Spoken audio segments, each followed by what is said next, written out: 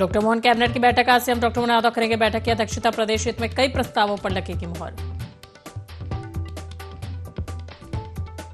भोपाल के माखनलाल चतुर्वेदी विश्वविद्यालय में अभ्युदय 2026 कार्यक्रम का आयोजन। सीएम डॉक्टर मोहन यादव ने की शिरकत। गुरु रविदास की 650वीं जयंती पर आयोजित समरसता अभियान का भी करेंगे शुभारंभ।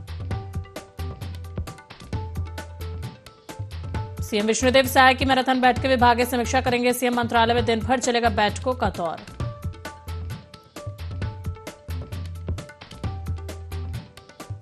भिंड में बड़ा सड़क हादसा। लोडिंग वाहन और ट्रक की टक्कर, 8 लोगों की मौत, 2 दर्जन से ज्यादा घायल। गोहद थाना क्षेत्र में हुआ हादसा।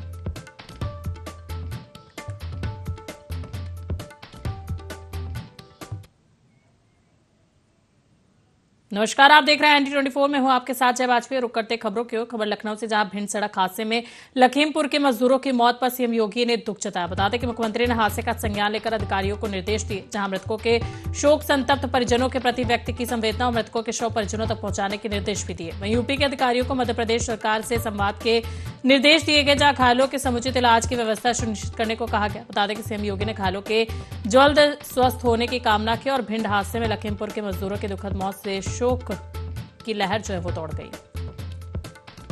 तो देखिए खबर आपको लखनऊ से बता रहे, जहां पर भिंड सड़क हादसे में लखीमपुर के मजदूरों की मौत पर सीएम योगी ने दुख जताया। बता दें कि मुख्यमंत्री ने हादसे का संज्ञान लेकर अधिकारियों को निर्देश दिए और मृतकों के शोक संतप्त परिजनों के प्रति व्यक्त की संवेदना। वहीं मृतकों के शव परिजनों तक पहुंचाने के निर्देश दिए गए।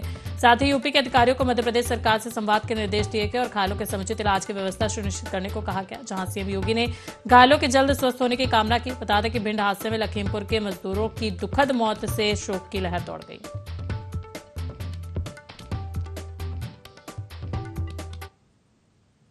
और खबर हापुड़ से, जहां गंगा एक्सप्रेस वे पर भीषण हादसा हो गया। आपको बता दें कि तेज रफ्तार ट्रैक्टर ट्रॉली कार पलट गई और टक्कर के बाद कार पर पलटी ईंट से भरी ट्रैक्टर ट्रॉली। जहां हादसे के दौरान गंगा एक्सप्रेस वे पर चीख पुकार मच गई। वहीं हादसे में ट्रैक्टर पर सवार 3 लोग गंभीर रूप से घायल हो गए। बता दें कि पुलिस ने मौके पर घायलों को अस्पताल में भर्ती कराया और बहादुरगढ़ थाना क्षेत्र का पूरा मामला बताया जा रहा है। तो देखिए ये खबर आपको हापुड़ से बता रहे हैं, जहां पर गंगा एक्सप्रेस वे पर भीषण हादसा हुआ। बता दें कि तेज रफ्तार ट्रैक्टर ट्रॉली कार पलट गई और टक्कर के बाद कार पर पलटी ईंट से भरी ट्रैक्टर ट्रॉली। जहां हादसे के दौरान गंगा एक्सप्रेसवे पर चीख पुकार मच गई। बताया जाए कि हादसे में ट्रैक्टर पर सवार 3 लोग गंभीर रूप से घायल हो गए और पुलिस ने मौके पर घायलों को अस्पताल में भर्ती कराया। वहीं बहादुरगढ़ थाना क्षेत्र का पूरा मामला बताया जा रहा है। तो देखिए खबर आपको हापुड़ से बता रहे हैं, जहां पर गंगा एक्सप्रेसवे पर भीषण हादसा हुआ। बताते कि तेज रफ्तार ट्रैक्टर ट्रॉली जो है कार के ऊपर पलट गई और टक्कर के बाद कार पर पलटी ईंट से भरी ट्रैक्टर ट्रॉली। जहां हादसे के दौरान गंगा एक्सप्रेसवे पर चीख पुकार मच गई। वहीं हादसे में ट्रैक्टर पर सवार 3 लोग गंभीर रूप से घायल हो गए। बता दें कि पुलिस ने मौके पर घायलों को अस्पताल में भर्ती कराया और बहादुरगढ़ थाना क्षेत्र का पूरा मामला बताया जा रहा है। तो चलिए इस पर अधिक जानकारी के लिए हमारे साथ फोन लाइन पर नरेंद्र कुमार जुड़ गए। नरेंद्र, गंगा एक्सप्रेसवे पर भीषण हादसा हुआ। बताया जाए कि तेज रफ्तार ट्रैक्टर ट्रॉली जो है वो कार के ऊपर पलट गई और हादसे के दौरान गंगा एक्सप्रेसवे पर चीख पुकार भी मच गई। क्या कुछ जानकारी इस पर? जी दिया, मैं बताना चाहूंगा, ये जनपद हापुड़ के थाना बहादुरगढ़ क्षेत्र का मामला है, जहाँ पर गंगा एक्सप्रेस पर ट्रैक्टर ट्रॉली ईंटों से भरी हुई, जहाँ पर एक कार से जहाँ पलटी और हादसा इतना भयानक था कि वहाँ 3 लोग गंभीर रूप से घायल हो गए हैं। जहाँ पर स्थानीय पुलिस ने उन्हें नजदीकी अस्पताल में भर्ती कराया है और जहाँ उनको बताया गया है कि उनकी गंभीर हालत बताई जा रही है और ट्रॉली को और उस क्रेन से उनको उठवाकर और कार को निकाल दिया गया है। जी बिल्कुल। तो देखिए गंगा एक्सप्रेसवे पर भीषण हादसा हुआ, जहां तेज रफ्तार ट्रैक्टर ट्रॉली जो है कार के ऊपर पलट गई और टक्कर के बाद कार पर पलटी ईंट से भरी ट्रैक्टर ट्रॉली। जहां हादसे के दौरान गंगा एक्सप्रेसवे पर चीख पुकार भी मच गई। नरेंद्र, बहुत बहुत धन्यवाद आपका हमारे साथ जुड़ने के लिए, जानकारी साझा करने के लिए। तो देखिए हादसे में ट्रैक्टर पर सवार 3 लोग गंभीर रूप से घायल हो गए, जहां पुलिस ने मौके पर घायलों को अस्पताल में भर्ती कराया। तो देखिए खबर आपको हापुड़ से बता रहे हैं, जहां पर तेज रफ्तार ट्रैक्टर ट्रॉली जो है कार के ऊपर पलट गई। बता दें कि बहादुरगढ़ थाना क्षेत्र का पूरा मामला बताया जा रहा है, जहां ईंट से भरी ट्रैक्टर ट्रॉली जो है कार के ऊपर पलटी है और गंगा एक्सप्रेस वे पर यह भीषण हादसा हुआ है।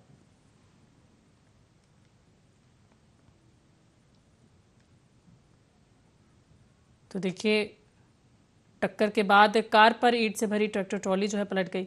गंगा एक्सप्रेस वे पर यह भीषण जो हादसा है वो हुआ है। और खबर लखनऊ से, जहां पंचायत आरक्षण पर पिछड़ा वर्ग आयोग नवंबर-दिसंबर में रिपोर्ट दे सकता है। बता दें कि रिपोर्ट के बाद पंचायत चुनाव की आरक्षण प्रक्रिया शुरू होगी, जहां 75 जिलों के सर्वेक्षण की जिम्मेदारी। अब तक 22 जिलों का दौरा पूरा हुआ है और समय पर चुनाव नहीं होने से प्रधानों को 6 माह के लिए प्रशासन बनाया गया। विधानसभा चुनाव के चलते दिसंबर से पहले चुनाव मुश्किल। दिसंबर में सरकार को आयोग की रिपोर्ट सौंपे जाने की संभावना जताई जा रही है और रिपोर्ट के बाद पंचायत चुनाव की प्रक्रिया आगे बढ़ सकती है। वहीं हाईकोर्ट ने कहा कि कार्यकाल खत्म होने के बाद भी कथित कार्यों की जांच संभव है। तो देखिए, खबर आपको लखनऊ से बता रहे, जहां पर पंचायत आरक्षण पर पिछड़ा वर्ग आयोग नवंबर-दिसंबर में रिपोर्ट दे सकता है। बता दें कि रिपोर्ट के बाद पंचायत चुनाव की आरक्षण प्रक्रिया शुरू होगी और 75 जिलों के सर्वेक्षण की जिम्मेदारी। अब तक 22 जिलों का दौरा पूरा हो चुका है, जहां समय पर चुनाव नहीं होने से प्रधानों को 6 माह के लिए प्रशासक बनाया गया। बता दें कि विधानसभा चुनाव के चलते दिसंबर से पहले चुनाव मुश्किल नजर आ रहे हैं। वहीं दिसंबर में सरकार को आयोग की रिपोर्ट सौंपे जाने की संभावना भी जताई जा रही है। वहीं रिपोर्ट के बाद पंचायत चुनाव की प्रक्रिया आगे बढ़ सकती है और हाईकोर्ट ने कहा है कि कार्यकाल खत्म होने के बाद भी कथित कार्यों की जांच संभव है।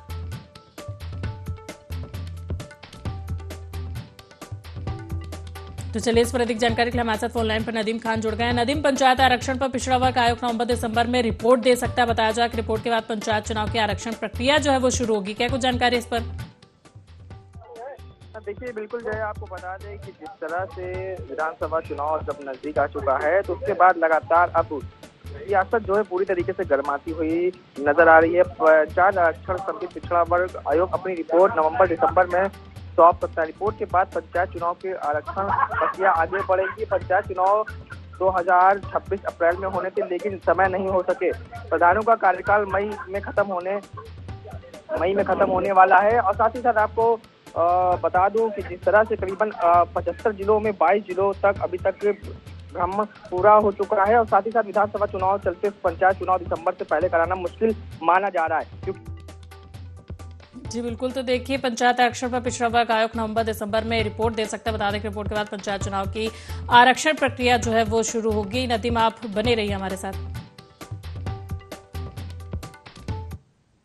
और खबर लखनऊ से, जहां अवैध भैंस डेयरियों के खिलाफ बड़ी कार्रवाई की गई। बता दें कि पारा क्षेत्र में नगर निगम और पुलिस की संयुक्त कार्रवाई देखने को मिली, जहां अवैध डेयरी संचालकों को खाली कराने की कार्रवाई शुरू की गई। पुलिस से वसूली के बाद पुलिस बल बढ़ा दिए गए। बता दें कि एसीपी काकोरी शकील अहमद मौके पर मौजूद है। कई थानों की पुलिस फोर्स के साथ कार्रवाई जारी और पारा क्षेत्र में वर्षों से दर्जनों अवैध डेयरियां जो है वो चल रही थी। बताया जाए कि अवैध डेयरियों को हटाने की कार्रवाई लगातार जारी है। तो चलिए, इस पर अधिक जानकारी के लिए हमारे साथ लगातार फोन लाइन पर नदीम जुड़े हुए हैं। नदीम, अवैध भैंस डेयरियों के खिलाफ बड़ी कार्रवाई जो है वो देखने को मिल रही है। बताया जाए कि पारा क्षेत्र में नगर निगम और पुलिस की संयुक्त कार्रवाई देखने को मिली और संचालकों को डेयरी जो है वो खाली कराने की कार्रवाई जो शुरू हो चुकी है। क्या कुछ जानकारी इस पर?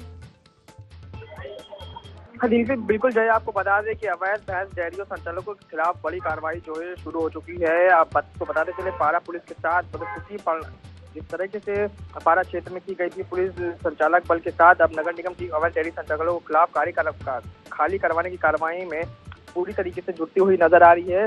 और आपको बता दो कि जिस तरह से देख लिया जाए, एसीपी काकोरी शकील अहमद के कई थानों की पुलिस फोर्स के साथ जो है इस तरह से अवैध ऐसी डेयरी संचालकों को हटाने की कार्रवाई पूरी तरीके से जारी कर दी है। पारा क्षेत्र में करीबन बात कर ली जाए तो दर्जनों से अवैध डेयरियां बरसों से चलाई जा रही है, जिसके खिलाफ पुलिस पूरी तरीके से कार्रवाई करते हुए तेज नजर आ रही है।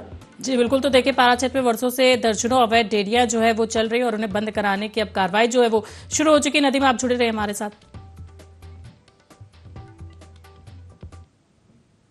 और लखनऊ में विदेश मंत्रालय के नाम पर हाई ड्रामा देखने को मिला। आपको बता दें कि 2 फर्जी अफसर गिरफ्तार किए गए, जहां 478 नकली आईडी कार्ड बरामद किए गए और साथ ही होटल स्टाफ को बंधक बनाकर होटल हाईजैक किया गया। वहीं तुर्कमेनिस्तान की महिला की तलाश में आरोपी पहुंचे थे, जहां कार पर लिखवाया था विदेश मंत्रालय। वहीं करीब 1 घंटे तक होटल में हाई ड्रामा चला, जहां पुलिस ने दबिश देकर अभिनव सिंह और शिवम चौहान को पकड़ा और पुलिस तीसरे आरोपी की तलाश और गिरोह के मकसद की जांच में जुटी हुई है। तो देखिए, खबर आपको लखनऊ से बता रहे हैं, जहां पर विदेश मंत्रालय के नाम पर हाई ड्रामा देखने को मिला। बता दें कि होटल स्टाफ को बंधक बनाकर होटल हाईजैक किया और तुर्कमेनिस्तान की महिला की तलाश में पहुंचे थे आरोपी, जहां कार पर लिखवाया गया था विदेश मंत्रालय। वहीं करीब 1 घंटे तक होटल में हाई ड्रामा चला और पुलिस ने दबिश देकर अभिनव सिंह और शिवम चौहान को पकड़ लिया। तो चलिए, इस पर अधिक जानकारी के लिए हमारे साथ लगातार फोन लाइन पर नदीम जुड़े हुए। नदीम, लखनऊ में विदेश मंत्रालय के नाम पर हाई ड्रामा जो है वो देखने को मिला। बताया जाए कि 2 फर्जी अफसर गिरफ्तार किए गए और 478 नकली आईडी कार्ड जो है बरामद किए गए। क्या कुछ जानकारी इस पर? बिल्कुल जया, आपको बता दें राजधानी लखनऊ में गोमती नगर के विकास खंड स्थित होटल ऑस्ट्रेलिया में सोमवार को विदेश मंत्रालय के नाम पर 1 घंटे के तक हाई ड्रामा चला है। खुद को विदेश मंत्रालय का अफसर बताने वाले 2 युवकों को होटल स्टाफ को बंधक बनाकर होटल में हाईजैक कर लिया गया था। पुलिस के मुताबिक अगर बात कर ली जाए तो पुलिस के मुताबिक आरोपी अभिनव सिंह और शिवम चौहान का तुर्की में पाकिस्तान की महिला की तलाश में होटल लखनऊ पहुंचे हुए थे। आरोपियों को किराए पर कार ली थी और कार में विदेश मंत्रालय भी लिखवा रखा था। होटल पहुंचते ही दोनों स्टाफ को बंधक बना लिया गया था और अंदर मौजूद अन्य ग्राहकों को भी एक कैमरे में कैद कर लिया था। करीब 1 घंटे तक ये ड्रामा चला। उसके बाद पुलिस पहुंचने के बाद दोनों मौके से बाहर निकले। बाद में पुलिस ने दबिश देकर दोनों को गिरफ्तार कर लिया गया। तलाशी में उनके पास से विदेश मंत्रालय से करीबन 478 फर्जी ID कार्ड बरामद हुए हैं। पुलिस ने अब तीसरे आरोपी की तलाश पूरी तरीके से शुरू कर दी है। फिलहाल पुलिस ये पता लगाने में जुटी है कि गिरोह का मकसद क्या था, इन फर्जी ID कार्डों का इस्तेमाल कहाँ कहाँ किया जा रहा था। लेकिन फिलहाल देखना ही होगा। हमारे साथ देखिए, लखनऊ में विदेश मंत्रालय के नाम पर हाई ड्रामा देखने को मिला, जहां 2 फर्जी अफसर गिरफ्तार किए गए और 478 नकली ID कार्ड बरामद किए गए। और खबर लखनऊ से, जहां किसानों के लिए बड़ी खबर सामने आ रही। बता दें कि यूपी में कृषि यंत्रों की ई-लॉटरी से किसानों की किस्मत चमकेगी और 20 और 21 अगस्त को जिलों में ई-लॉटरी ड्रॉ निकलेगा, जहां कृषि यंत्र और कृषि रक्षा उपकरणों के लिए वितरण होगा और प्रदेश स्तर की बुकिंग की ई-लॉटरी 21 अगस्त को होगी। बता दें कि निदेशालय स्तर से निकाली जाएगी प्रदेश स्तरीय ई-लॉटरी, जहां कृषि विभाग ने सभी जिलों को निर्देश जो है वो जारी कर दिए। तो चलिए इस पर अधिक जानकारी के लिए हमारे साथ लगातार फोन लाइन पर नदीम जुड़े हुए। नदीम, किसानों के लिए बड़ी खबर सामने आ रही। बताया जाए कि यूपी में कृषि यंत्रों की ई-लॉटरी से उपकरणों के लिए वितरण होगा, क्या कुछ जानकारी इस पर?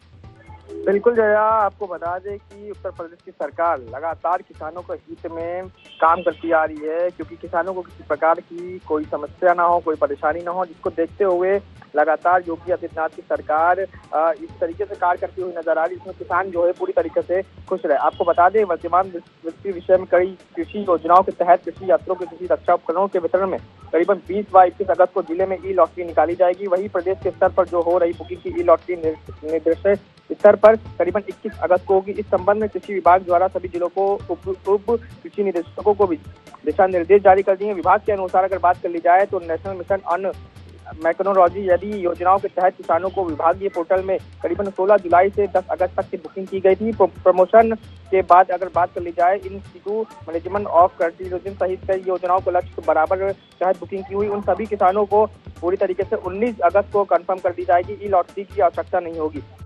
जी बिल्कुल। तो देखिए, कृषि विभाग ने सभी जिलों को निर्देश जारी कर दिए। बताते कि कृषि निदेशकों को ई लॉटरी प्रक्रिया के निर्देश जो है वो दिए गए। नदीम, आप जुड़े रहे हमारे साथ।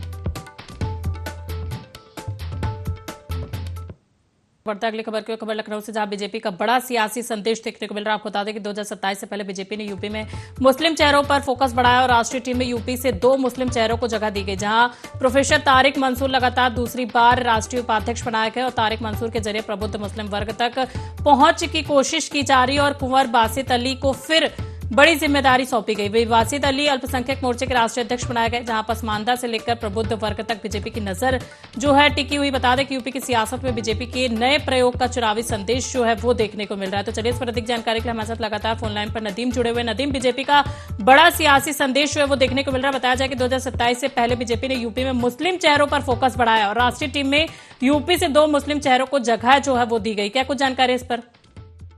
बिल्कुल जया, राजनीतिक प्रयोगशाला में नए प्रयोग करते हुए बीजेपी हवा का मिजाज परखती रहती है। राष्ट्रीय टीम के शामिल 2 मुस्लिम चेहरे उत्तर प्रदेश के लिए किए गए हैं, जिसका चुनावी संदेश साफ है। लगातार दूसरी बार राष्ट्रीय उपाध्यक्ष बनाए गए अलीगढ़ के प्रोफेसर तारिक मंसूर के जरिए जहां भाजपा की बुद्धिजीवी मुस्लिमों को भरोसा पैदा करने के प्रयास में लगातार जुटी हुई है, तो वहीं अल्पसंख्यक मोर्चा के राष्ट्रीय अध्यक्ष कुंवर बासित अली की जमीनी छवि पार्टी के लिए चुनावी समीकरणों में सरल करेगी। पार्टी की अगर बात कर ली जाए, पार्टी के जानकारों का कहना है कि दोनों मुस्लिमों को भाजपा वोट के जरिए अल्पसंख्यक समाज के संदेश देने पर है। भाजपा राष्ट्रीय इकाई में अल्पसंख्यक मोर्चा की कमान तीसरी बार यूपी के हाथ में आई है। कुंवर बासित अली पहले कानपुर के तनवीर हैदर उस्मानी और लखनऊ के एजाज रिजवी अल्पसंख्यक मोर्चा के राष्ट्रीय अध्यक्ष रहे हैं। मेरठ में रहने वाले 40 साल के कुंवर बासित अली मिलन अंसार व्यवहार दृष्टि के पसमानदा मुस्लिमों के बीच जमीनी करने वाले वजह से इनका भरोसा जिताने के लिए कामयाब है, क्योंकि देखा कई बार जाता है क्योंकि भारतीय जनता पार्टी लगातार मुस्लिम चेहरों को अपने साथ जोड़ने का काम करती है, तो वही एक बार फिर से भारतीय जनता पार्टी की ये सरकार ने ये कदम उठाया है, क्योंकि चुनाव नजदीक आ चुके हैं। 2027 में विधानसभा चुनाव होना है। पार्टी सभी सक्रिय हो गई है, अपने आप को जमीनी स्तर पर उतर के लगातार जो है मजबूत करने का पार्टी लगातार जया काम करती हुई नजर आ रही है। जी बिल्कुल नदीम, आप जुड़े रहे हमारे साथ। तो देखिए, बासित अली अल्पसंख्यक मोर्चे के राष्ट्रीय अध्यक्ष जो है वो बनाए गए। बता दें कि यूपी में बड़ा संदेश दिया गया, जहां पसमानदा से लेकर प्रबुद्ध वर्ग तक बीजेपी की नजरें टिकी हुई।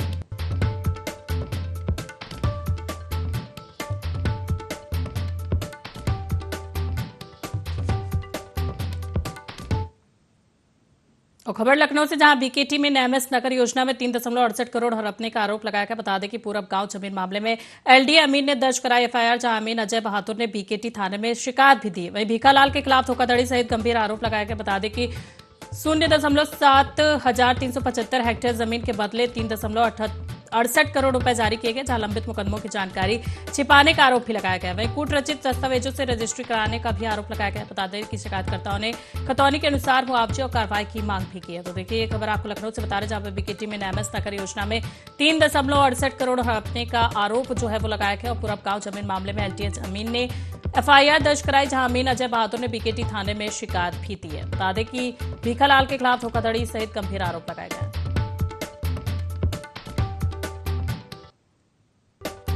और खबर लखनऊ से, जहां राम मंदिर चढ़ावा चोरी मामले में बड़ा मोड़ आया। बता दें कि चंपत राय और अनिल मिश्रा को एसआईटी से बड़ी राहत मिली, जहां एसआईटी की अंतिम रिपोर्ट में दोनों नामों का जिक्र नहीं है। वहीं रिपोर्ट में 8 गिरफ्तार आरोपियों के नाम शामिल है। बता दें कि रिपोर्ट आगे की कार्रवाई के लिए ट्रस्ट को सौंपी गई। और चढ़ावा चोरी विवाद में दोनों पर गंभीर सवाल उठे थे, जहां दोनों ने विवाद के बाद पद से इस्तीफा दे दिया था। बता दें कि सुप्रीम कोर्ट की निगरानी वाली दूसरी एसआईटी की जांच जारी है। तो देखिए, खबर आपको लखनऊ से बता रहे, जहां पर राम मंदिर चढ़ावा चोरी मामले में बड़ा मोड़ जो है वो सामने आया। बता दें कि रिपोर्ट में 8 गिरफ्तार आरोपियों के नाम जो है वो शामिल किए गए। वही रिपोर्ट आगे की कार्रवाई के लिए ट्रस्ट को सौंपेगी। बता दें कि चढ़ावा चोरी विवाद में दोनों पर गंभीर सवाल उठे थे। वहीं दोनों ने विवाद के बाद पद से इस्तीफा दे दिया था। बता दें कि सुप्रीम कोर्ट की निगरानी वाली दूसरी एसआईटी की जांच जो है वो जारी है। देखिए, राम मंदिर चढ़ावा चोरी मामले में बड़ा अपडेट सामने। बता दें कि चंपत राय और अनिल मिश्रा को एसआईटी से बड़ी राहत जो है मिलती हुई नजर आ रही है। एसआईटी की अंतिम रिपोर्ट में दोनों नामों का जिक्र नहीं किया गया है। बता दें कि रिपोर्ट में 8 गिरफ्तार आरोपियों के नाम भी शामिल हैं। वहीं रिपोर्ट आगे की कार्रवाई के लिए ट्रस्ट को सौंपेगी। चढ़ावा चोरी विवाद में दोनों पर गंभीर सवाल उठे थे।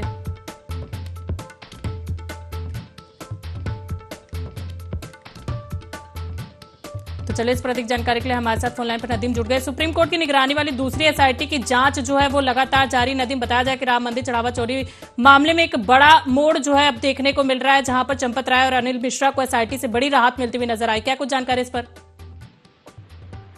बिल्कुल जया, आपको बता दें कि राम मंदिर दान चोरी का जो मामला है, इसमें अगर बात कर ली जाए तो लगातार विपक्ष हमलावर होते हुए नजर आ रहा है। ये अयोध्या से बड़ी खबर आपको बता रहे हैं कि राम मंदिर चढ़ावा चोरी के विवाद चौंकाने वाला मोड़ सबसे सामने आया है। सबसे ज्यादा आरोपी के घेरे में रहे ट्रस्ट के पूर्व महासचिव चंपत राय और ट्रस्टी अनिल मिश्रा को एसआईटी जांच की क्लीन चिट जो है अब मिल चुकी है। एसआईटी की अंतिम रिपोर्ट के में दोनों बड़े नामों का जिक्र तक नहीं है।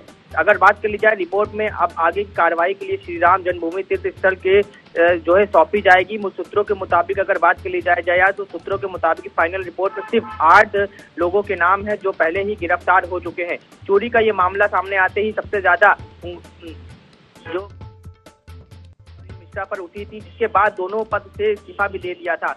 हालांकि सुप्रीम कोर्ट की निगरानी में ये दूसरी बार एसआईटी के मामले की जांच जो है रखी गई है। फिलहाल अब इस मामले की जो है क्लीन चिट दोनों लोगों को मिल चुकी है, क्योंकि चंपत राय अनिल मिश्रा को एसआईटी से बड़ी राहत मिली है। क्लीन चिट पर मुहर पूरी लगा दी गई है। आपको बता दें विजय विश्वास पंत वाली एसआईटी की रिपोर्ट में राय और मिश्रा का कोई जिक्र ही नहीं हुआ है, कि किसी गवाह से पूछताछ भी नहीं की गई है। फिलहाल अब ये देखना होगा कि इस अयोध्या की बड़ी खबर के बाद जिस तरीके से चंपत राय और विजय मिश्रा को क्लीन चिट मिली है, इस पर क्या कुछ विपक्ष का सवाल निकलकर सामने आता है। जया जी बिल्कुल, तो देखिए, एसआईटी की अंतिम रिपोर्ट में दोनों नामों का जिक्र नहीं है। बता दें कि चंपत राय को बड़ी राहत मिलती हुई नजर आ रही है। नदीम, बहुत बहुत धन्यवाद आपका हमारे साथ जुड़ने के लिए, जानकारी साझा करने के लिए।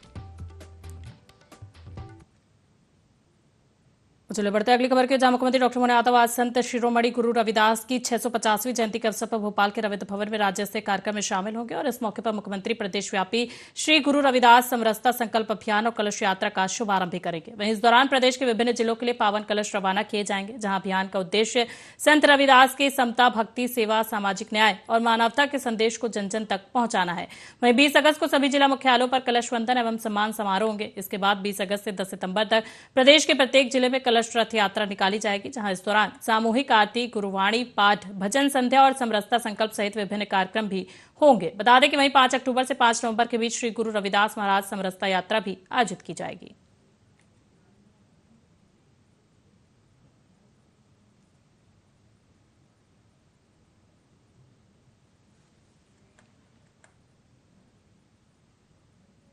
उत्तर प्रदेश के मुख्यमंत्री योगी आदित्यनाथ ने भूमि विवाद और रास्ते से जुड़े मामलों में लापरवाही बरतने वाले अधिकारियों को सख्त चेतावनी दी। बता दें कि जनता दर्शन के दौरान एक महिला ने मुख्यमंत्री को अपनी पीड़ा बताते हुए कहा कि दबंग रास्ता देने से इनकार कर रहे हैं और शिकायत करने पर भी धमकी दे रहे हैं। वहीं महिला की शिकायत सुनकर सीएम योगी ने अधिकारियों को तत्काल उसे रास्ता दिलाने के निर्देश दिए, जहां मुख्यमंत्री ने सख्त लहजे में कहा कि अगर लेखपाल, कानूनगो और तहसीलदार रास्ता दिलाने में खुद को लाचार मानते हैं तो ऐसे अधिकारियों को सस्पेंड किया जाएगा। वहीं जनता दर्शन में मुख्यमंत्री ने करीब 200 लोगों की समस्याएं सुनी और अधिकारियों को उनके त्वरित निस्तारण के निर्देश भी दिए गए, जहां सीएम योगी ने साफ कहा कि भूमि संबंधी मामलों में किसी भी स्तर पर उदासीनता या लापरवाही बर्दाश्त नहीं की जाएगी और मामले की गंभीरता के अनुसार संबंधित अधिकारी या कर्मचारी के खिलाफ निलंबन समेत बड़ी कार्रवाई की जाएगी।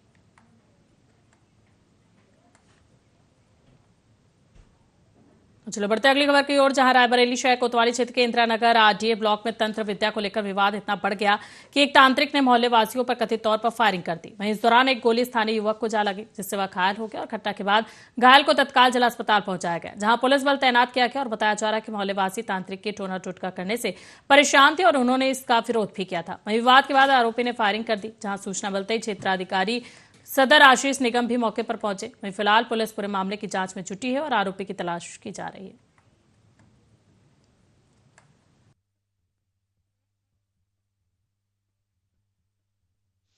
देखिए, लगभग 12 सवा 12 के बीच में एक सूचना प्राप्त हुई कि आरडीए कॉलोनी इंदिरा नगर से एक व्यक्ति घायल है। उसे तत्काल जिला अस्पताल पहुंचाया गया है। घायल होने के विभिन्न कारण बताए जा रहे हैं, जिसकी जांच की जा रही है। जैसे जांच पूरी होती है, कारणों को पता चलता है, आपको तत्काल अवगत करा दिया जाएगा। एक मरीज परिजन द्वारा लाया गया है, घायल अवस्था में जिला अस्पताल में उसे लाया गया है। उसका उपचार करके उसको उसकी पीआई भेजी गई है। उसका उपचार करके उसको एडमिट करा जा रहा है। तो झाड़ फूक का काम करता था, डेली नियम है इसका, तो सब लोगों ने इसको रोका। तो आज फिर हम और मनोज जिनके गोली लगी, हम दोनों लोग उनके घर के पास गए। वो घर से सीधे निकलते ही फायरिंग शुरू कर दी। ये जो तीसरी गोली, 2 फायरिंग की, दोनों बच गए। तीसरी फायरिंग में हमने पकड़ खींचा, वो कान के पास से निकल गई इनको। फिर हम लोग भाग गए, उसके बाद पुलिस आ गई। और लखीमपुर सदर क्षेत्र के लीला कुआं कोढ़ैया में लाखों रुपए की लागत से हो रहे हाट बाजार के निर्माण को लेकर ग्रामीणों ने भ्रष्टाचार के गंभीर आरोप लगाए, जहां ग्रामीणों का आरोप है कि निर्माण कार्य में मानकों की अनदेखी की जा रही और विकासखंड अधिकारियों व ठेकेदार की मिलीभगत से अनियमितताएं की जा रही। वहीं हालांकि इन आरोपों की स्वतंत्र पुष्टि नहीं हुई है। बता दें कि ग्रामीणों का कहना है कि पूरे मामले की शिकायत जल्द ही जिले के उच्च अधिकारियों से की जाएगी और निर्माण कार्य की जांच कराकर जिम्मेदारों पर कार्रवाई की मांग की जाएगी।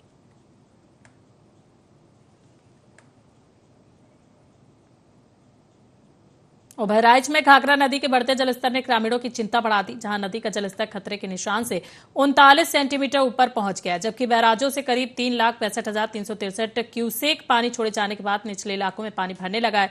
वहीं जंगल, गुलरिया, संपतपुरवा, सजौली, धर्मपुर, रतिया समेत करीब 15 गांव बाढ़ की चपेट में बताए जा रहे हैं। तो देखिए, कई जगह खेत और रास्ते जलमग्न होने से आवागमन प्रभावित है। बता दें कि बाढ़ की स्थिति को देखते हुए प्रशासन ने राजस्व कर्मियों को अलर्ट किया और वहीं अधिकारियों ने प्रभावित क्षेत्रों का निरीक्षण कर राहत और बचाव व्यवस्था पर लगातार नजर रखने के निर्देश दिए हैं।